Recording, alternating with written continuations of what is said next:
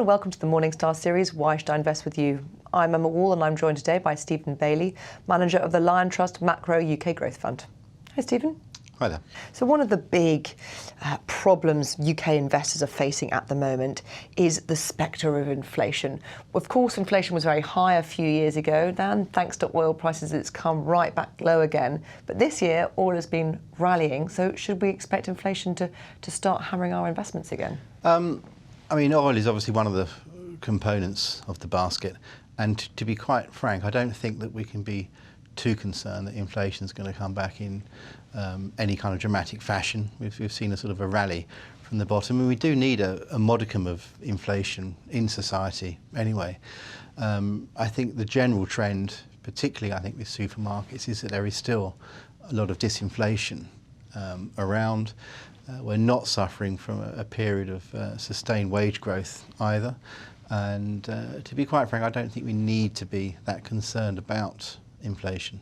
And of course, without inflation, it means that it's very highly unlikely we're going to get any interest rate rise this year. It is. I think we have to get used to this. I think we're in an environment now where interest rates will remain lower for longer. We're certainly not forecasting we're going to see a rise this year. And I think it might be sort of quite a way into next year until we actually maybe see the first rise. But even then, I think, any sort of future rise in interest rates is going to be very, very modest. And I think that a return to the sort of the normalised rates of yesteryear, I think are an awful long way off. Of course, this has two sides to the coin for investors. Great that we don't have the eroding effect of inflation, battering our portfolios. But without any interest rate rise, it means that income stocks are extremely expensive if you run an income portfolio as well as a growth one. And that has certainly been the case, hasn't it? People, this rush to yield because we're not getting anything on cash and very little on bonds, means that actually certain stocks are very expensive now. I think there's been a bit of a rush certainly to the sort of defensive income sectors. And I would be very, very cautious on sort of paying 22, 23 times earnings for a consumer staples business.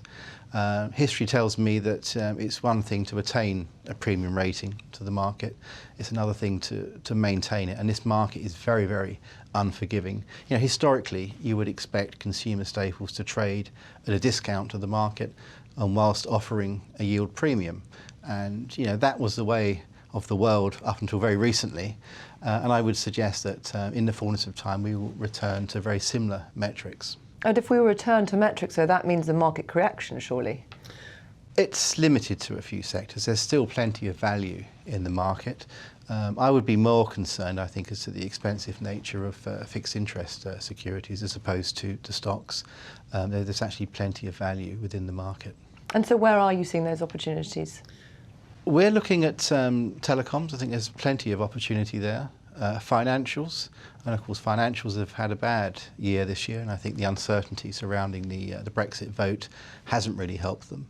But I think maybe in the second half of the years we're going to sort of see the leadership change in terms of the market, and I think we may see some of those underperforming sectors starting to perform. So there will be a rebalancing within the UK market? I think so. The market these days has become very used to rotation from sector to sector.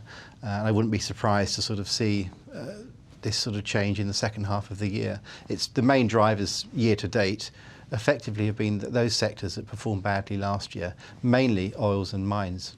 Stephen, thank you very much. Thank you. This is Emma Wall from Morningstar. Thank you for watching.